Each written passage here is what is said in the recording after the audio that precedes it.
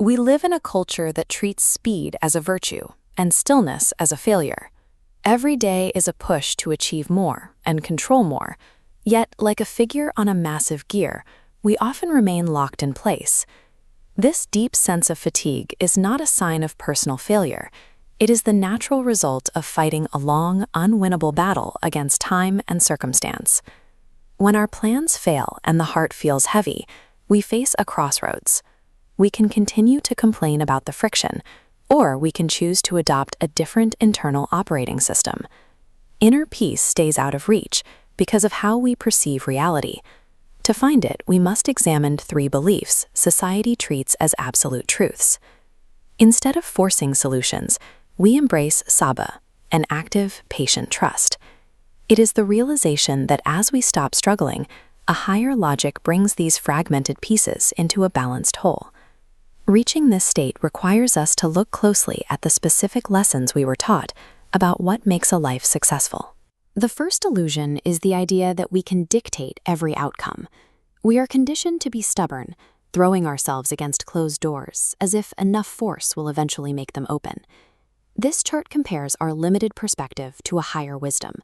Our personal plan is often a straight line that hits an immovable wall. But what the source material calls Allah's plan operates on a different scale, using a sweeping perf to move around the obstacle entirely. We usually see a blocked path as a failure, but look at what is happening on the other side. That wall is actually a shield, blocking jagged shapes and dangers we aren't even aware of. What feels like a painful loss is often a necessary clearing of the way. It removes what was hindering us to create the space where tranquility can actually exist. Releasing the need to control the result is an act of courage. It is a form of emotional protection that relies on trust rather than force. The second illusion is speed. We treat existence like a race, where any deceleration is viewed as a sign that we are falling behind. Hardships are not designed to break us. Instead, like this branch bending under an invisible weight, they are meant to make us soft and adaptable. Pressure teaches us how to bend, so we don't have to snap. Progress is not always loud or visible. Even when the movement is microscopic and gradual, it is still valid growth. Healing is an organic process. It follows its own internal logic and cannot be forced to align with the timeline society expects us to meet. Resilience begins when we reject the rush.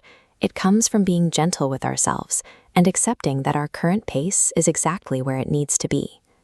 The third illusion is the need for noise.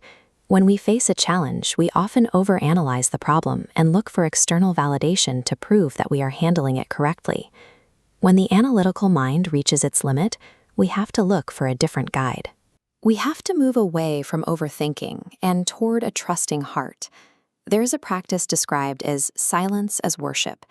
It is the understanding that not every struggle or pain needs to be explained to the outside world. Your internal endurance is a witness to your value. It requires no audience and no external proof to be real. Stepping away from the noise to maintain a private internal hope is a significant act of spiritual self-preservation. Dismantling these 3 illusions, control, speed, and noise, is not about turning yourself into someone else. It is a return to the person you were before the world's noise became so loud. It is about stepping out of the chaotic fog and back into your original, authentic self. We can choose to redefine success. It isn't found in the number of achievements we amass, but in the depth of peace we experience.